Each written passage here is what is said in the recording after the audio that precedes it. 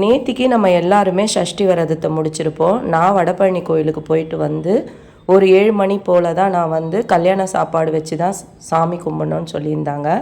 எனக்கு தெரிஞ்ச மாதிரி நான் எல்லா சாப்பாடும் செஞ்சு முருகருக்கு நல்லபடியாக படையல் போட்டுட்டேன். நான் என்னென்ன செஞ்சேன்னு பார்த்தீங்கன்னா, சாம்பார், அப்பளம், சாதம், அதுக்கப்புறம் கோஸ் பொரியல் பண்ணியிருந்தேன், உருளைக்கிழங்கு பொரியல், வாழைக்காய் வறுத்திருந்தேன், கேரட் பீன்ஸ் பொரியல் பண்ணியிருந்தேன், அடை பாயசம் செஞ்சுருந்தேன், ரசம், வடை.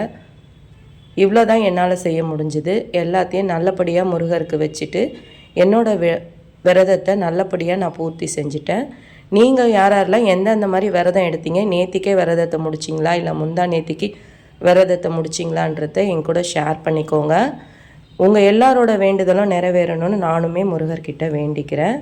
நல்லபடியாக இந்த கந்த சஷ்டி விரத 48 நாள் எந்த தடையும் இல்லாமல் முருகர் என்னை கொண்டு வந்ததே எனக்கு ரொம்ப ரொம்ப சந்தோஷமாக இருந்தது. நம்ம எல்லாருமே ஒவ்வொரு மாதிரியான விரதம் எடுத்திருந்தோம். நான் 2 வேளை சாப்பாடு ஸ்கிப் பண்ணிவிட்டு நைட்டு ஒரு வேளை மட்டும் வச்சுருந்தேன்.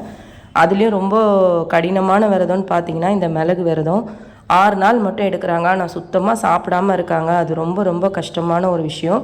அவங்க வேண்டுதல் கண்டிப்பாக நிறைவேறும்னு நானும் சாமிக்கிட்ட வேண்டிக்கிறேன்.